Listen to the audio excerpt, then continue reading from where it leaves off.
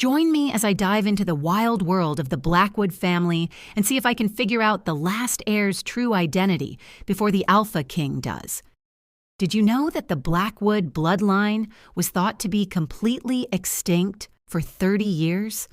Every member hunted down, every trace of their ancient magic erased from existence. But what if one survived? What if the most powerful alpha in North America just claimed his fated mate without knowing she's the very heir everyone believes is dead? Let me tell you about Aria and how one stolen kiss changed everything. The Crystal Moon Gala was the event of the supernatural season, and Aria Monroe had no business being there. She clutched her champagne flute like a lifeline, her fake invitation burning a hole in her clutch purse as she navigated through crowds of werewolves who could smell her nervousness from across the ballroom. At 24, she'd spent her entire life hiding what she was, pretending to be human, keeping her head down. But 3 days ago, everything changed.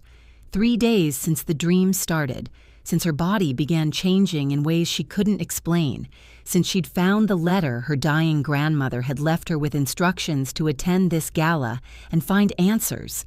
Her grandmother, who she'd thought was human, who'd raised her in a tiny apartment far from any pack territories, who died 2 weeks ago, taking all her secrets to the grave except for one letter that read, "You are Blackwood, the last of us. On your 24th birthday, you will awaken. Go to the Crystal Moon Gala. He will find you there." Aria had no idea who he was supposed to be, but her newly awakened wolf was restless tonight, prowling just beneath her skin with an urgency that made her palms sweat. Every scent was too strong, every sound too loud, and the full moon pulling at her through the ballroom's glass ceiling felt like a rope around her chest, tugging, demanding, calling. Then the room went silent. Every conversation stopped mid-sentence, every glass frozen halfway to lips. Aria felt the shift in the air before she saw him, felt the raw power that made her wolf whimper and press close. Caney Silvercrest, the Alpha King himself. She'd seen his picture in supernatural news feeds, but photographs didn't capture the sheer presence of him. He was tall and broad-shouldered, moving through the crowd with predatory grace, and when his silver eyes swept the room, Aria felt the impact like a physical touch. He wore power like other men wore cologne, and every wolf in the ballroom bowed their heads in automatic submission. Except Aria. Her wolf surged forward, meeting his gaze head-on with challenge and recognition that stole her breath. Mine. The word echoed through her consciousness in a voice that wasn't quite hers. Her wolf knew him, wanted him, claimed him with an intensity that terrified her. Caney's steps faltered, his nostrils flared, and his eyes locked onto Aria with laser focus. She watched his pupils dilate, watched something primal and possessive flash across his features, and knew with bone-deep certainty that he felt it too. The mate bond. The thing she'd only read about in the supernatural romance novels she'd devoured, trying to understand the world she was apparently part of. He moved toward her with deliberate intent, and Aria's survival instinct screamed at her to run. She wasn't supposed to be here. She had a fake invitation, no pack affiliation, and apparently was the last surviving member of a bloodline everyone thought extinct. The Alpha King finding her was the worst possible outcome. But her feet wouldn't move. Her wolf refused to flee, instead practically purring as Caney drew closer. Up close, he was even more devastating. Sharp cheekbones, a jaw that could cut glass, and those silver eyes that seemed to see straight through every wall she'd ever built. "You," he said, his voice a low rumble that vibrated through her bones. "Who are you?" "Nobody," Aria whispered, which was possibly the worst lie she'd ever told, given how her entire body was lighting up like a beacon. "Just a guest." His lips curved in what might have been amusement if not for the intensity burning in his gaze. Liar. He stepped closer, invading her space until she could feel his body heat, until his scent wrapped around her like smoke and pine and something uniquely him. I know every wolf in this territory. You're not one of them. I'm not from here, Arya managed, her heart hammering so hard she was sure he could hear it. No, you're not. His hand rose, and Arya's breath caught as his fingers traced her jaw with unexpected gentleness. The contact sent electricity racing across her skin, made her wolf howl with satisfaction. But you're mine. I can feel it. Before Arya could process that declaration, before she could decide if she wanted to accept or reject this impossible bond, chaos erupted. The ballroom doors exploded inward, and wolves in dark uniforms poured through the entrance. Arya registered weapons, the acrid scent of silver bullets, and then Caney was moving. He thrust her behind him with one hand while the other transformed, claws extending with deadly precision. "Shadow Pack!" someone shouted, and the ballroom descended into pandemonium. Guests shifted to wolf form or fled for exits, but the attackers seemed focused on one target. Their leader, a man with cold eyes and a cruel smile, pointed directly at Arya. "The Blackwood girl," he announced to the room. "We've been searching for 30 years. Imagine our surprise when we sensed her awakening 3 days ago." Arya's blood turned to ice.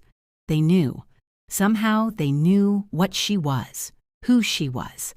And they wanted her for reasons she didn't understand, but her instincts screamed were bad. Caney's growl was pure menace. "Touch her and die, Marcus." "Bold words, Alpha King, but that girl carries the last remnants of Blackwood magic. Magic that belongs to those strong enough to claim it." Marcus's smile widened. "And you've just done us the favor of confirming she's your mate. How convenient. Hurt her. Hurt you." The threat hung in the air for a heartbeat before Caney attacked. He moved with supernatural speed, closing the distance to Marcus in a blur. But Marcus was ready, and suddenly they were fighting, two alphas locked in combat while Arya stood frozen, trying to process that her life had gone from quietly ordinary to supernaturally complicated in less than 10 minutes. One of Marcus's wolves lunged for her, and Arya's body reacted before her mind caught up. Power surged through her veins, power she didn't know how to control, and light exploded from her hands. The attacking wolf went flying, crashing into a marble column with bone-breaking force. Everyone stopped. Every wolf in the ballroom turned to stare at Arya, whose hands were still glowing with amber light that shouldn't exist. Blackwood magic, her grandmother's letter had called it.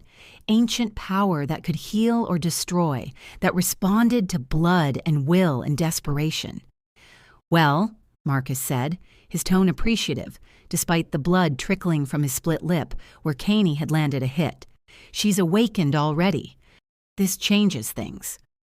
Caney was back at Arya's side in an instant, his body a wall between her and every threat. "She's under my protection. Leave now or face the consequences." "We'll leave," Marcus agreed too easily. "But this isn't over, Silvercrest. That girl is the key to power you can't imagine. And one way or another, we will have her." The Shadow Pack retreated as quickly as they'd arrived, leaving destruction and shocked whispers in their wake. Arya stood trembling, staring at her hands which had finally stopped glowing, trying to comprehend what had just happened. Caney turned to her, his expression unreadable. "We need to talk. Now." He didn't wait for agreement, just wrapped one hand around her wrist and pulled her through a side door, down a hallway, into what looked like a private office. The moment the door closed behind them, he released her and stepped back, running both hands through his dark hair in frustration. "Blackwood," he said flatly. "You're Blackwood." "Apparently." Arya wrapped her arms around herself. "Though I only found out 3 days ago, so if you're expecting me to have answers, I don't." 3 days ago, when you awakened. Caney studied her with those intense silver eyes. The power surge that every alpha with old magic sensitivity felt across the continent. That was you. "I don't know what I am," Arya admitted, her voice breaking slightly. My grandmother raised me human. She never told me about any of this until she died and left me a letter. I came here because the letter said someone would find me. I didn't know it would be you. I didn't know about the mate bond or the Blackwood legacy or that people would want to kidnap me for my magic. Something in Kaney's expression softened. How much do you know about the Blackwood bloodline? Nothing. The letter just said I was the last one and that I needed to find protection. The Blackwoods were one of the original wolf families, Kaney explained, his tone shifting to something almost gentle. They had magic other wolves didn't possess, could heal with a touch, call power from the earth itself, see the future in dreams. That power made them dangerous to alphas who wanted control. So 30 years ago, a coalition hunted them down, killed every known Blackwood in a single coordinated strike.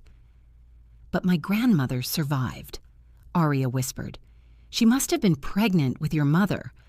Ran, hid, raised her daughter human to protect her. Kaney moved closer, and Arya found herself tracking his approach like prey watching a predator.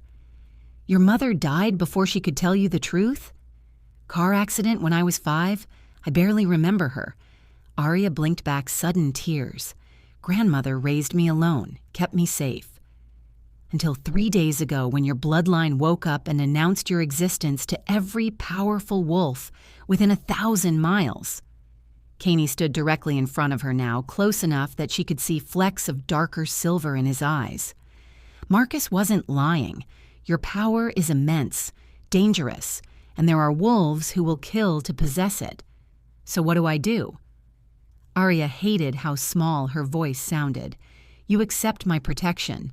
Come to my territory, let me teach you control. Keep you safe while you learn what you're capable of. His hand cupped her face, thumb brushing her cheekbone. And you accept what we both felt the moment our eyes met. The mate bond, Arya breathed. The mate bond, Kaney confirmed. I wasn't looking for a mate, didn't think I'd find one. But the moment I saw you, my wolf knew. You're mine, Arya. Mine to protect, mine to claim, mine to keep. The possessiveness in his voice should have alarmed her.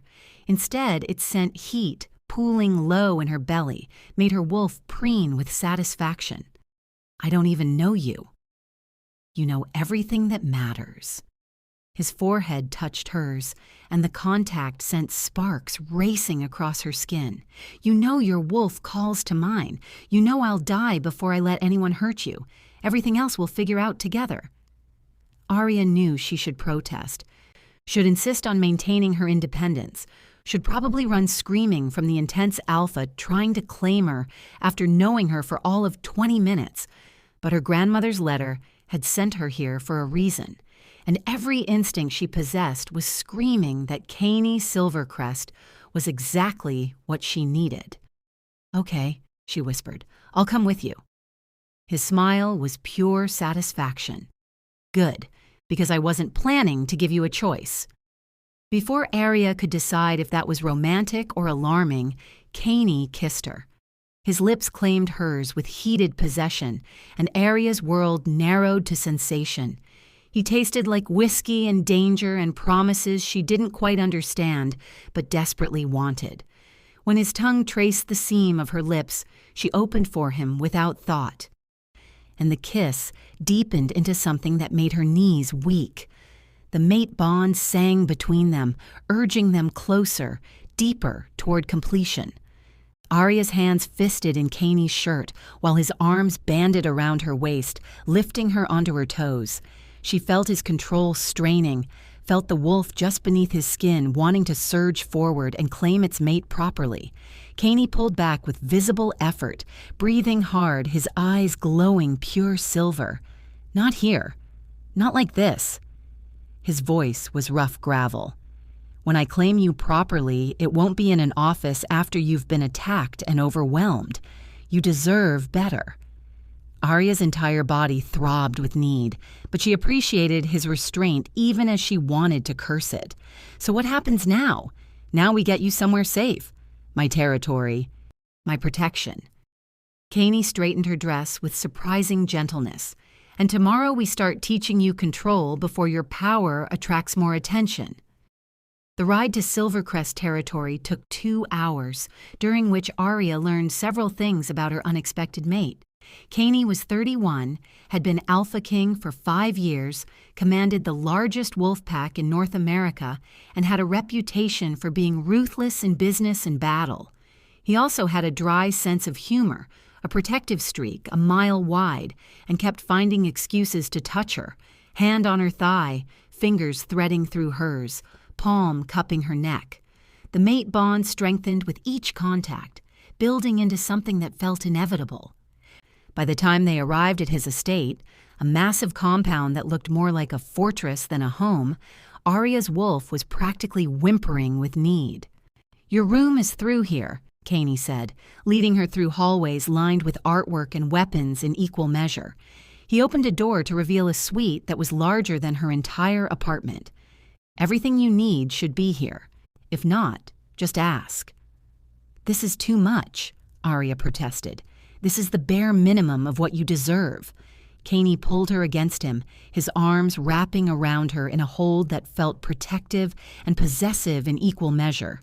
"Sleep. Tomorrow we'll deal with everything else." But neither of them moved. They stood there, wrapped in each other, the mate bond humming with satisfaction at their proximity. Arya breathed in Caney's scent, felt his heartbeat steady and strong beneath her ear, and wondered how her life had transformed so completely in a single night. "I'm scared," she admitted quietly. "Good. Fear keeps you sharp." Caney's lips pressed against her hair. "But you're not alone in this, Arya. Whatever comes, we face it together." It was a promise and a claim and a vow all rolled into one. And as Arya finally retreated to her room and collapsed onto the massive bed, she found herself believing it. She'd gone from nobody to somebody in the span of hours, from thinking she was human to discovering she was the last of a powerful bloodline, from being alone to having a mate who looked at her like she was his entire world. Tomorrow would bring challenges she couldn't imagine, training and threats and learning to control power she didn't understand. But tonight, wrapped in Caney's scent that clung to her clothes, Arya let herself hope that maybe, just maybe, this was where she was meant to be all along. The last Blackwood wasn't extinct. She was just beginning. Morning came with a knock on Arya's door and a woman's cheerful voice announcing breakfast. She stumbled out of bed, her body aching in unfamiliar ways, and found clothes laid out that fit perfectly. Someone had been busy while she slept. The dining room was enormous, but Caney sat at one end of the long table with a tablet and coffee, looking every inch the powerful businessman despite the early hour. He glanced up when Arya entered, and the heat in his silver eyes made her stumble. "Sleep well?" he asked, his voice still rough from sleep. "As well as possible, given everything."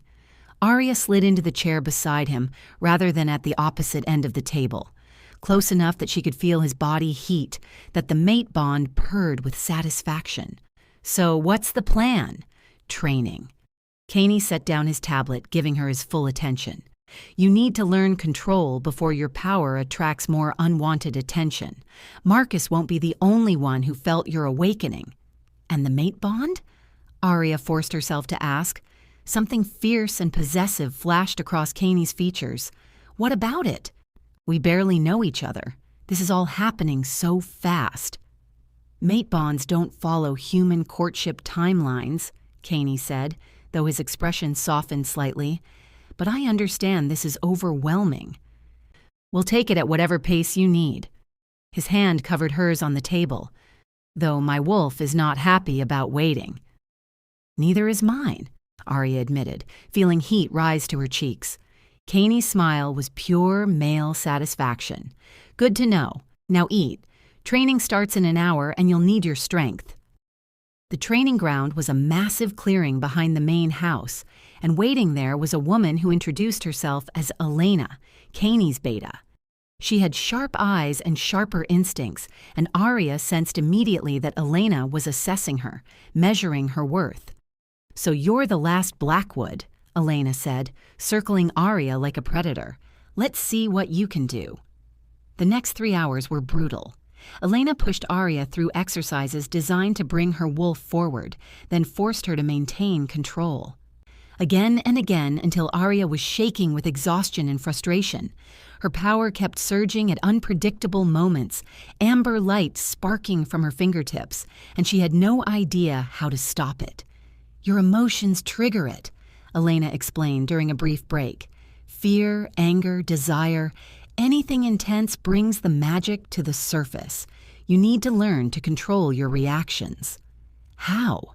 Arya panted, sweat dripping down her face. "Practice, lots of it." Elena's expression wasn't unkind. "You're doing better than expected for someone who just awakened. Most wolves train from childhood to control their shift. You're learning everything at once." Caney watched from the sidelines, his presence a constant weight Arya was hyper-aware of. Every time she looked his way, she found his eyes on her, intense and possessive. The mate bond thrummed between them, stronger every hour, urging her toward him with magnetic pull. When Elena finally called a halt, Arya collapsed onto the grass, every muscle screaming. Caney was beside her in an instant, offering water and a hand up. "You did well," he said, and the simple praise made something warm bloom in Arya's chest. "I lost control 6 times. "And you got it back 6 times. Caney pulled her against him, and Arya went willingly, too tired to maintain distance. Progress. They walked back to the house together, Caney's arm around her shoulders, and Arya felt something shift between them. This wasn't just about the mate bond anymore. She was starting to genuinely like him, his dry humor, his unexpected patience, the way he looked at her like she was precious and powerful in equal measure. "Tell me about the Blackwood magic," she said as they entered the library. "What am I supposed to be able to do?" Caney settled into a chair and pulled Arya onto his lap with casual possessiveness that should have annoyed her, but instead made her wolf purr. According to the old texts, Blackwoods could heal mortal wounds with a touch, could call animals and plants to their aid, could see glimpses of possible futures in their dreams.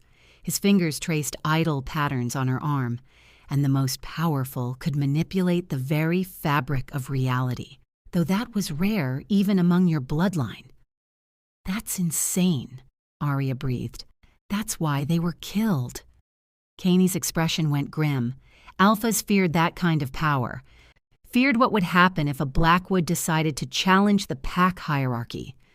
And now I'm the last one. Arya looked at her hands, trying to imagine them capable of such incredible things. "Everyone must want either to use me or kill me. Not everyone." Caney cupped her face, turning her to meet his gaze. "I just want to keep you safe and help you reach your full potential, whatever that looks like." "Why?" Arya whispered. "Because of the mate bond?" "The bond is part of it," Caney admitted.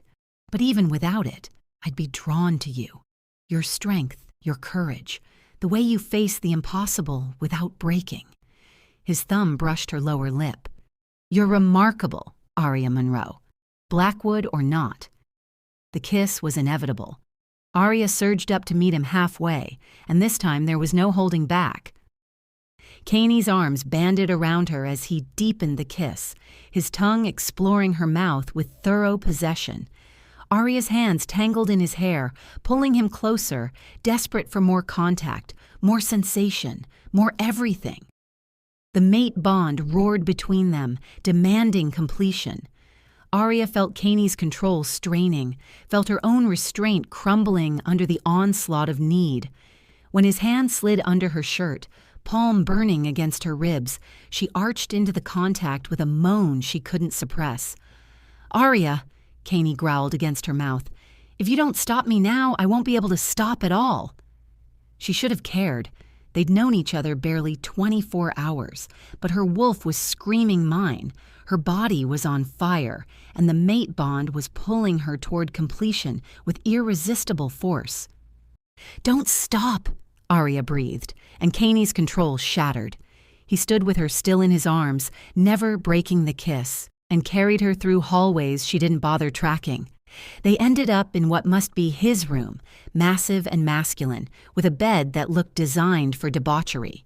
Kaney laid her down with surprising gentleness, then covered her body with his, and Arya lost herself in sensation. Clothes disappeared with supernatural speed. Arya gasped at the feel of skin against skin, at the heat and hardness of him pressed against her.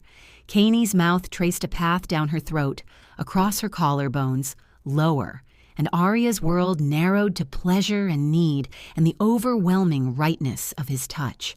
When they finally came together, the mate bond clicked into place with an almost audible snap. Arya felt Kaney's emotions flooding through their connection, his fierce possessiveness, his overwhelming need to protect her, his growing affection that went beyond instinct, and beneath it all, something deeper, something that felt like the beginning of love. Afterward, they lay tangled together, both breathing hard, and Arya felt fundamentally changed, not just by the physical claiming, but by the emotional connection now linking them. She could feel Kaney in her mind, in her heart, like a constant warm presence. "This is permanent," Kaney said quietly, his fingers tracing patterns on her bare shoulder. "Completed mate bonds can't be broken. You're stuck with me now." "Good," Arya replied, surprised by how much she meant it. "Because I don't want anyone else." Kaney's arms tightened around her. "Neither do I. You're mine, Arya. Now and always." It should have scared her, this intensity so quickly. But wrapped in Kaney's arms, feeling his heartbeat steady and strong beneath her ear, Arya felt nothing but rightness. This was where she belonged. This was home. The peaceful bubble burst 2 days later when Marcus attacked. Arya was in the training yard with Elena, working on channeling her power deliberately rather than letting it explode outward, when alarms blared throughout the compound. "Shadow Pack," Elena snarled, claws extending. "Stay close to me." But the attackers weren't after Elena. They poured through the gates with military precision, all of them focused on one target, Arya. She felt her power surge in response to the threat, felt amber light crackling around her hands, but she didn't know how to use it effectively. Elena fought like a demon, taking down attacker after attacker, but they kept coming. Then Kaney was there, his wolf form massive and terrifying, as he tore through enemies with brutal efficiency.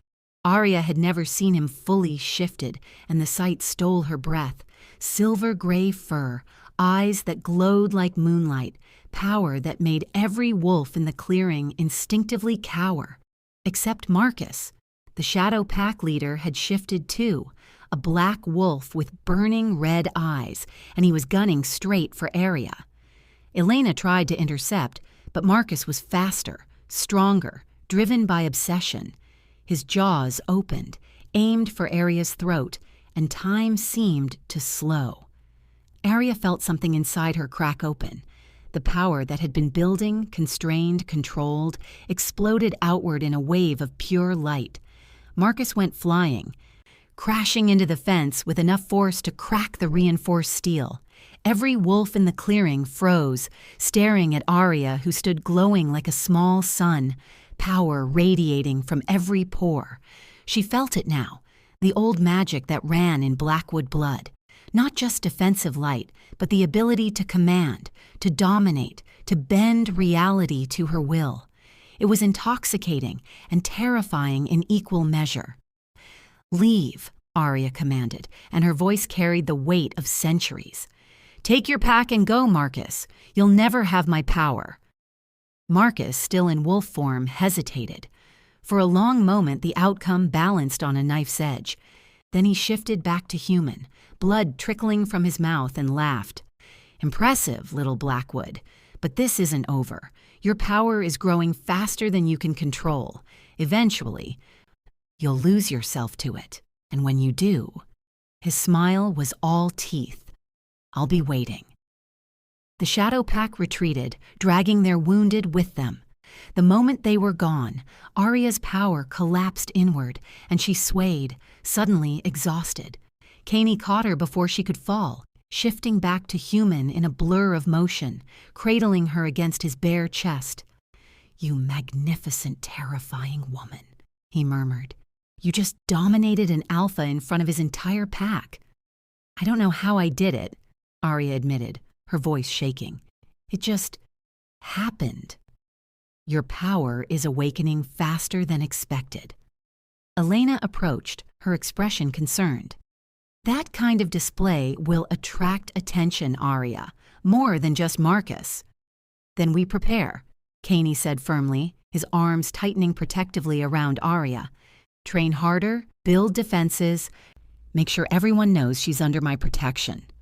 "Our protection," Elena corrected. "She's packed now, Caney. We all protect our own." The warmth that bloomed in Arya's chest at those words was unexpected. Pack, family, belonging. Things she'd never had, suddenly offered freely. She was still terrified of her growing power, still worried about Marcus's threats, but she wasn't facing them alone anymore. That night, as Arya lay wrapped in Caney's arms, she asked the question that had been bothering her. What did Marcus mean about me losing myself to the power? Caney was quiet for a long moment. Blackwood magic is tied to emotion and will. The more powerful you become, the harder it is to maintain control. Some of your ancestors supposedly went mad from it, lost in the magic until they couldn't distinguish reality from the power. His hand stroked through her hair. "But that won't happen to you." "How can you be sure?" "Because you're not facing it alone. You have me, you have Elena, you have the entire Silvercrest pack anchoring you to reality." He tilted her face up to meet his gaze. "And you have the mate bond. As long as you can feel me through our connection, you'll never be lost." Arya wanted to believe him, but that night she dreamed of drowning in amber light, of power consuming her from the inside out, of becoming something more and less than human. She woke gasping, and Caney was already pulling her against him, murmuring reassurance against her hair. "I've got you," he promised, "always." And for now, that was enough. The weeks that followed were intense. Arya trained relentlessly, learning to channel her power with precision rather than letting it explode outward. She studied the old texts about Blackwood magic, discovering techniques her ancestors had used to maintain control. And she grew closer to Caney with every passing day, the mate bond deepening into something that felt like love. But Marcus's words haunted her. The more she used her power, the more she felt it growing inside her, vast and hungry and eager to be released. Some nights she woke feeling like her skin was too tight, like the magic wanted to burst free and consume everything in its path. Elena noticed first. "You're using your power too much," she said during a training session. "You need to let it rest. Let yourself rest." "I need to be ready," Arya countered. "Marcus will attack again.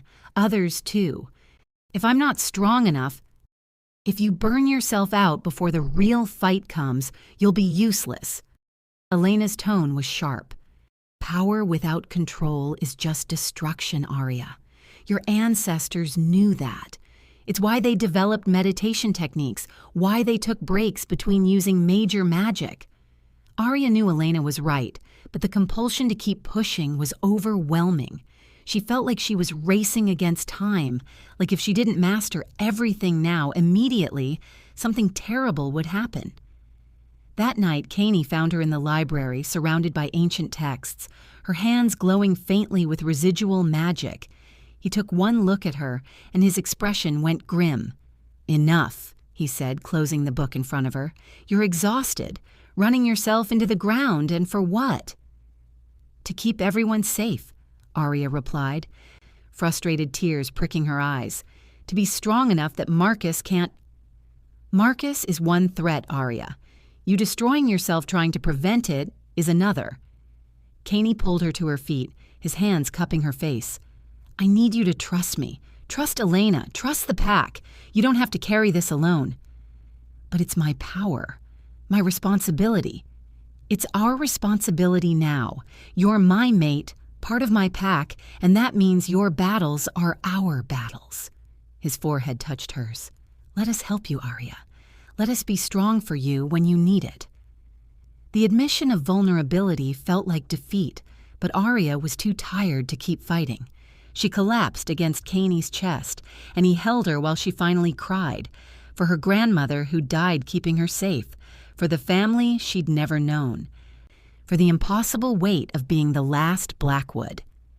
I don't know if I can do this, she whispered. You can, Caney said with absolute certainty, and you will, but not alone, never alone. It was a turning point. Arya started taking Elena's advice, resting between training sessions, meditating to calm the restless magic. She spent more time with the pack members, learning their stories, building connections beyond just Caney. And slowly, the desperate edge to her training faded into something more sustainable. 3 months after her awakening, Arya stood in the same training yard where she'd first lost control and deliberately called her power. It rose smoothly, amber light dancing around her fingertips with precision rather than explosive force. She shaped it into shields, weapons, healing warmth, all with the control that had eluded her at the beginning.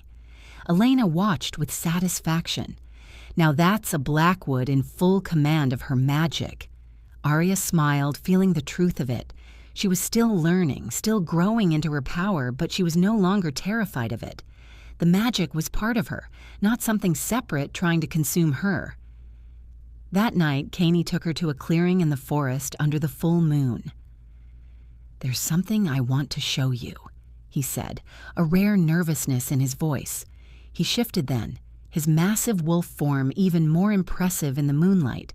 Then he looked at Arya expectantly, and she understood.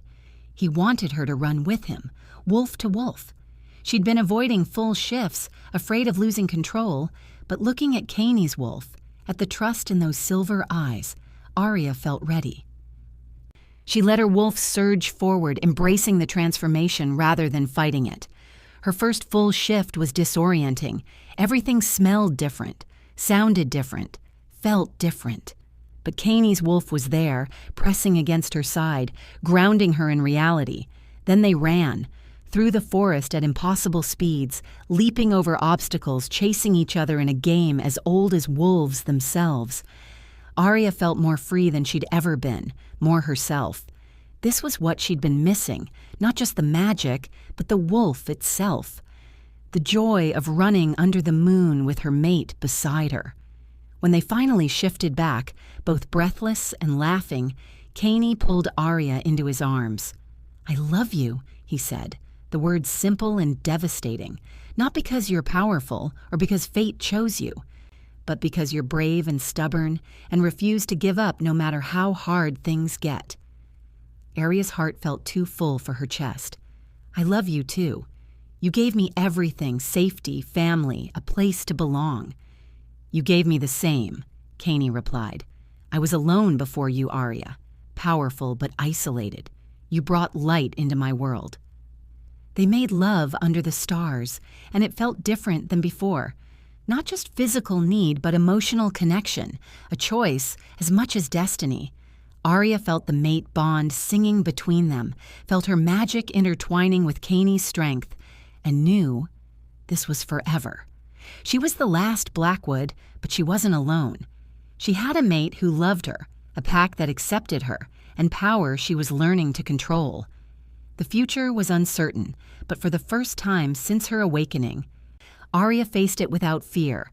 Whatever came next, they'd handle it together. The final confrontation came on a crisp autumn night when Marcus issued a formal challenge, not for territory or dominance, but for Arya herself. Under old law, he claimed rights to her power through ancient treaties between the Shadow Pack and the Blackwood family. It's a legal loophole. Elena explained grimly as they gathered in Caney's office. Centuries ago, the Shadow Pack provided protection to the Blackwoods in exchange for access to their healing magic. Marcus is arguing that treaty still stands, that Arya owes allegiance to his pack. That's insane, Arya protested. Those treaties died with my family. Not according to old law, Caney said, his jaw tight with fury. Marcus knows exactly what he's doing. If we refuse the challenge, other packs will see it as weakness. But if we accept, I'll fight him myself, Arya interrupted. Both Caney and Elena turned to stare at her. It's the only way. If you fight him, Caney, you're acknowledging that I'm property to be won. If I fight him, I'm asserting my independence. He'll kill you, Caney said flatly. He has 40 years of combat experience. He'll try to kill me, Arya corrected. But I have something he doesn't. Blackwood magic at full strength and a mate bond anchoring me to reality. She met Caney's eyes. Trust me. Trust what we've built together. She saw the war in his expression, saw him struggling between protective instinct and respect for her autonomy. Finally, he nodded. We do this smart. You train with Elena in combat tactics. I'll research every weakness Marcus has. And when you step into that circle, you won't be alone. The entire pack will be there, lending you our strength. The next week was intense preparation. Elena drilled Arya on fighting techniques that combined her wolf abilities with her magic. They discovered she could create shields that deflected physical attacks, could enhance her speed and strength with controlled bursts of power, could even manipulate the ground beneath her opponent's feet. But more importantly, Arya learned to stay calm under pressure, to not let emotion trigger wild magic surges. The mate bond helped. Whenever she felt control slipping, she'd reach through the connection to Caney, let his steadiness anchor her. The night of the challenge, the clearing was packed with wolves from dozens of territories. Everyone wanted to witness either Arya's triumph or her destruction. She stood in the center of the ceremonial circle wearing simple combat gear, her heart steady despite the magnitude of what she was about to do. Marcus entered the circle with predatory confidence. Last chance to surrender, little Blackwood. Come with me peacefully, and I'll make sure you're treated well. I'd rather die, Arya replied calmly. Through the mate bond, she felt Caney's fierce pride and terror in equal measure. That can be arranged. Marcus shifted in a blur, his massive black wolf lunging with deadly intent. Arya was ready. She'd learned from their previous encounter, understood his fighting style. She dodged left while simultaneously creating a shield that caught his follow-up attack. The impact sent shockwaves through her arms, but the shield held. They circled each other, wolf versus woman who refused to shift fully because she fought better with hands that could shape magic. Marcus attacked in rapid succession, testing her defenses, looking for weaknesses. Arya gave ground strategically, letting him think she was tiring while actually analyzing his patterns. Then she saw her opening. Marcus overextended on a lunge, and Arya dropped beneath his attack while channeling power into the earth. Stone erupted upward, catching Marcus mid-leap and slamming him sideways. He yelped, more surprised than hurt, but it was enough to shift momentum. Arya pressed her advantage, using quick bursts of magic to keep Marcus off balance while avoiding direct confrontation. She wasn't trying to kill him, just prove she couldn't be dominated. But Marcus was getting desperate, his attacks more reckless, more dangerous. He caught her with a glancing blow that opened a gash across her ribs. Pain exploded through Arya's side, and she felt her control waver. Her magic surged instinctively, wanting to lash out in retaliation, to destroy the threat. No, she wouldn't lose herself to rage. Through the mate bond, she felt Caney's steadiness, heard Elena's voice in her memory teaching control. Arya breathed through the pain and deliberately pulled her magic back into something precise. She placed her glowing hand over the wound and healed it, while maintaining her defensive shields with the other hand. The crowd gasped. They'd heard Blackwoods could heal, but seeing it was something else entirely. Marcus hesitated, and Arya knew she'd won a psychological victory, even if the physical battle continued. She wasn't just powerful, she had control. The very thing Marcus had been betting she lacked. "Yield," Arya said, her voice carrying across the clearing. "You can't win this, Marcus. My power isn't something you can take. It's mine, freely given where I choose, and I will never choose you." For a long moment, Marcus didn't move. Then slowly he shifted back to human form and dropped to one knee. "I yield." The clearing erupted in shocked murmurs. Arya swayed, exhaustion hitting her now that the adrenaline was fading, but she remained standing until Marcus and his wolves had retreated. Only then did she let Caney catch her as her knees buckled. "You incredible woman," he murmured, holding her tight. "You actually did it." "We did it," Arya corrected, too tired to care that they had an audience. "I couldn't have done any of this without you." The celebration that night was massive, the entire Silvercrest pack rejoicing in their Luna's victory. But Arya slipped away early, needing quiet after the intensity of the day. She found herself in the library surrounded by the Blackwood texts that had taught her so much. Caney found her there, as she'd known he would. "Hiding from your own victory party?" "Processing," Arya replied, turning to face him. "6 months ago, I thought I was human. Now I've defeated an alpha in single combat using ancient magic. It's a lot." "It is," Caney agreed, pulling her into his arms. "But you're not that scared girl who stumbled into the gala anymore. You've grown into your power, your position, yourself." "Because you gave me space to grow," Arya said, looking up at him. "You could have tried to control me, use me, but instead you supported me. Why?" "Because that's what mates do," Caney said simply. "We make each other stronger, not weaker. And because I fell in love with your strength, not despite it." He kissed her softly. "You're my equal, Arya, in power, in partnership, in everything that matters." Tears pricked Arya's eyes. "I love you. So much it scares me sometimes." "Good scared or bad scared?" Caney's thumb brushed away the tears that escaped. "Good scared. The kind that means I have something precious to lose." Arya pressed closer. "But also the kind that means I have something precious to fight for."